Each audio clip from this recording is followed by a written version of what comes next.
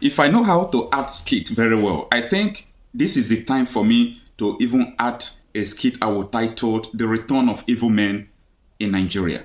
The Return of Evil Men in Nigeria. Yes, because I have been able to understand that Nigeria will witness the worst situation when it comes to economy, insecurity, and so on and so forth. Now, this is the reason why I'm saying this.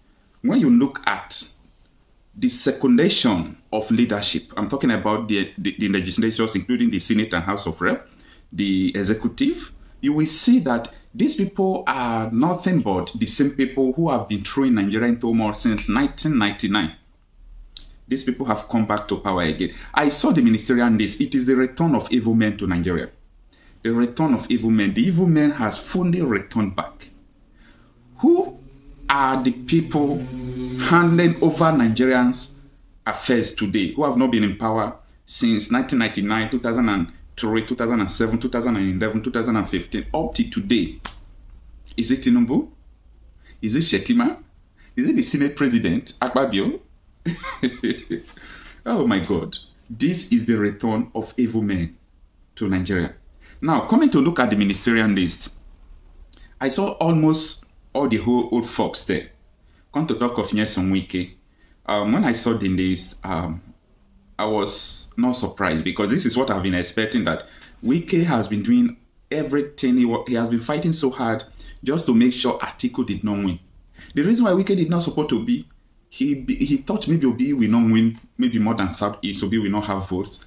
He was fighting for his political survival in the detriment of our nation, in the detriment of his people. Now, his name is among people that they are going to give minister. Oh, look at how mighty men are fallen. Now, come to talk about Rabbi Musa Kwakwanso. I respect Kwakwanso so much.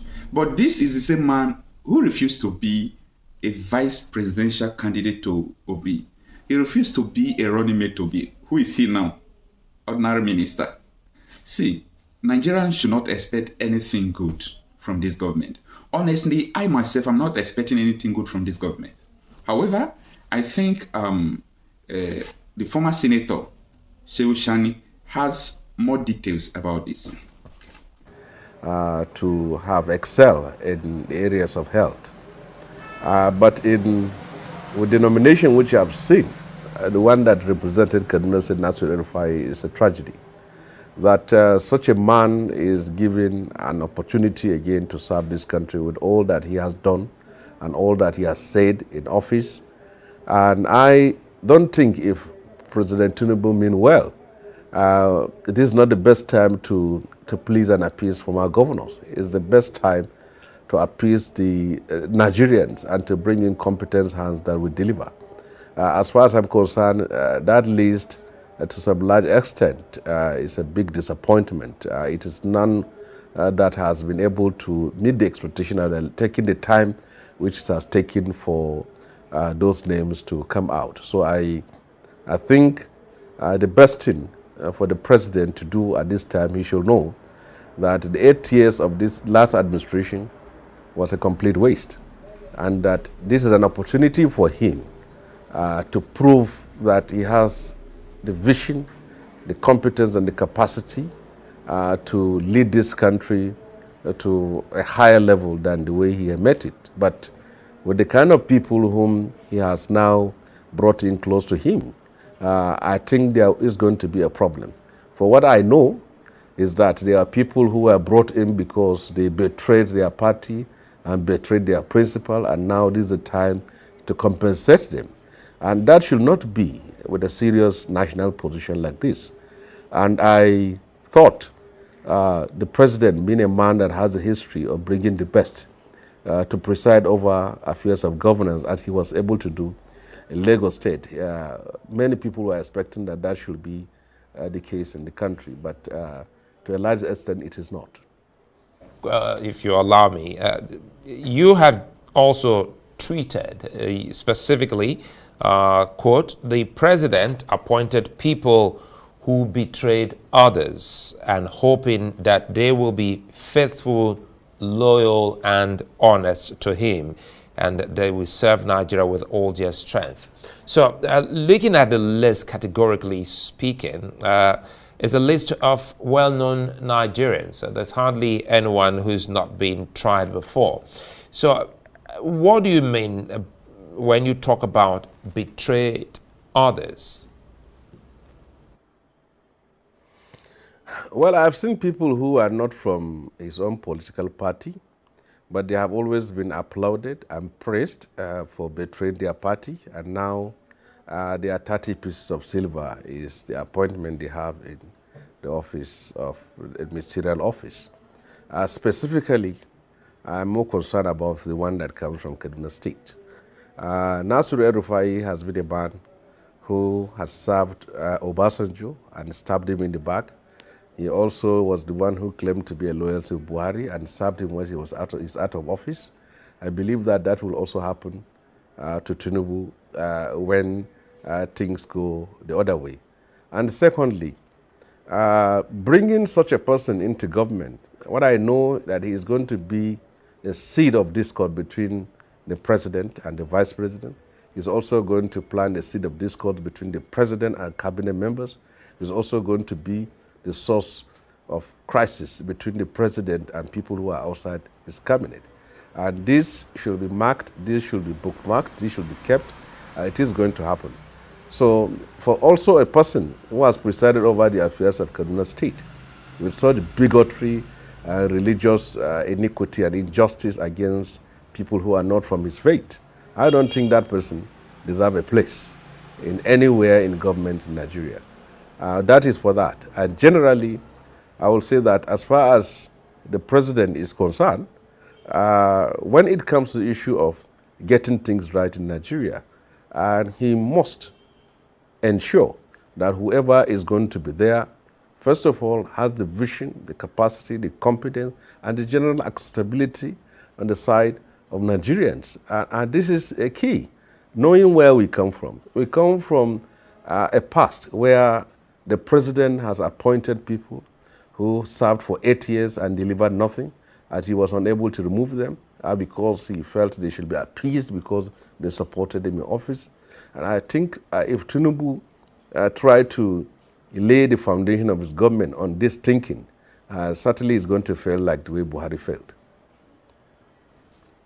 You know, speaking of a man many would say well known to you and by you, and also from your home state of Kaduna, and you're already giving some kind of doomsday prediction that he would be a cog in the wheel of progress of the Tinubu administration. Specifically, some will say this is about some bad blood you've had, politically speaking, with the former governor of your state. Well, he has always spoken bad about me, and I also speak my own mind about him. But I have my own very proofs. Was he not a minister under Obasanjo administration? What happened between Obasanjo and Atiku? Was he not a minister at that very time? What happened? So it's going to be the same thing. If you see any discord between President Tinubu and Shetima, it's going to be the same person that will plant that discord. If you see any discord between the president and his members of the cabinet, it's going to be the same person. If you see any discord between the president and the state governors, he's still going to be the same person. He has that history and that track record. And I'm saying this is not a prophecy, but it's a proven fact that has happened. So, and a leopard never changes his skin. So for that, I'm saying they have brought in a serpent in their government, and they are going to pay a price for it. He has no permanent loyalty. He is a man who fair weather person who is going to be with you. The same person who has sung the praises of Obasanjo. When Obasanjo was out of power, he turned against him. The same person who for 8 years has been singing the praises of Buhari. The moment Buhari was out of power, he simply abandoned him. So it's going to happen with Tinubu. But I know that as far as President Tinubu is concerned, he has been an old horse in the struggle and been in trenches. Perhaps it's going to be his own time to have his own share of the venom of the same person I'm talking about. So I'm not talking about him because of what is happening between me and him over the years, but I have my proven facts, and they will come to see. He is not going to, whatever ministry you kept him, is not going to stay there. He's going to prognose into the activities of all others, and also try to get the ears of the president, and sow the seed of discord. If you see any problem between Kashmir Shettima and Tinubu, it's going to be the same person that will plant it. And mark this word, if you see any problem between Tinubu and any other person in the cabinet, it's going to be the same person. He has that history. So I am not saying it because of my own view, but the history has always been there for anybody to see.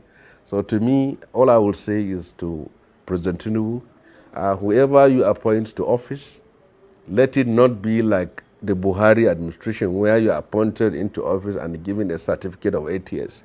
If a person failed to live Well, up to expectation, do not waste time in replacing him with somebody. let me quickly come in here, Senator Sani. You've already given, a word to the president on this. But again, you also said that the list is also made up of some people who are not members of the president's political party.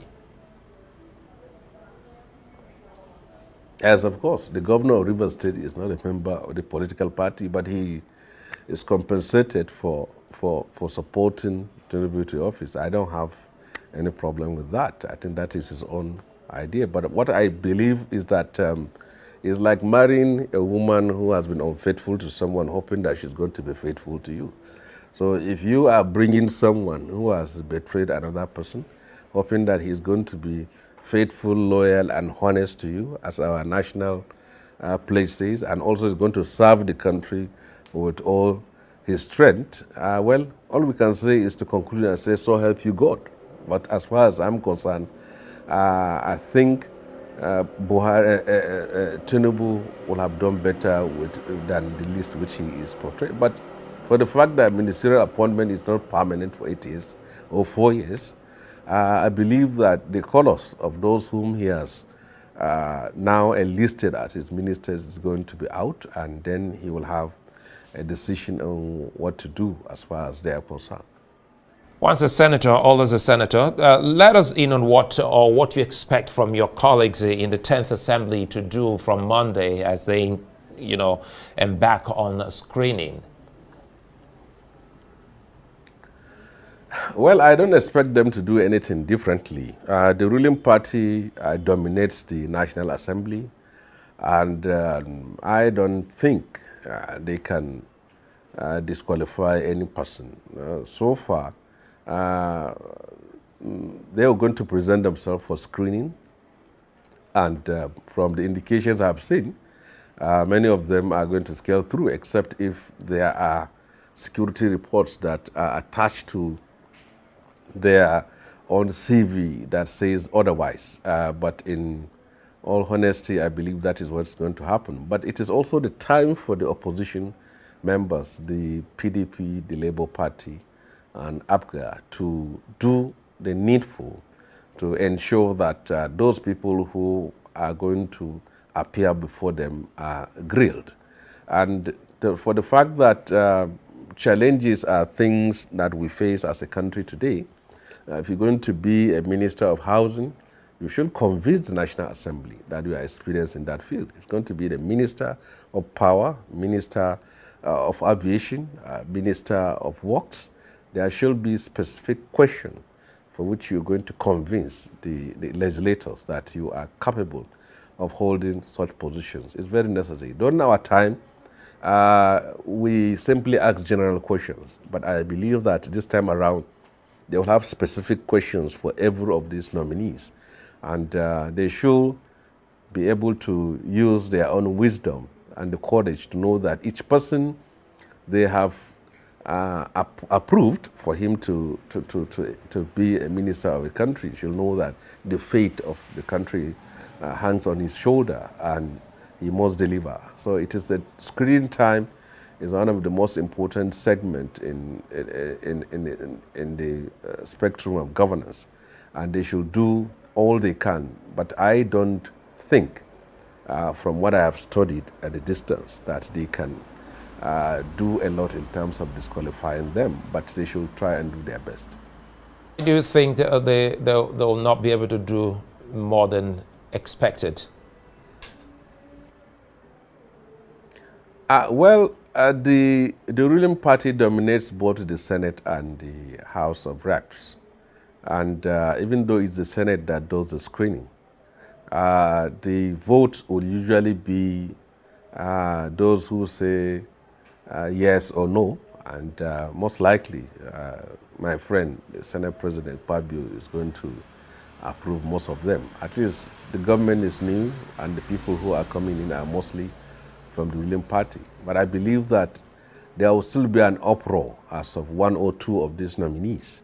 And it's likely going to come from the opposition party. The Labour and the PDP will certainly raise objection on some few of them.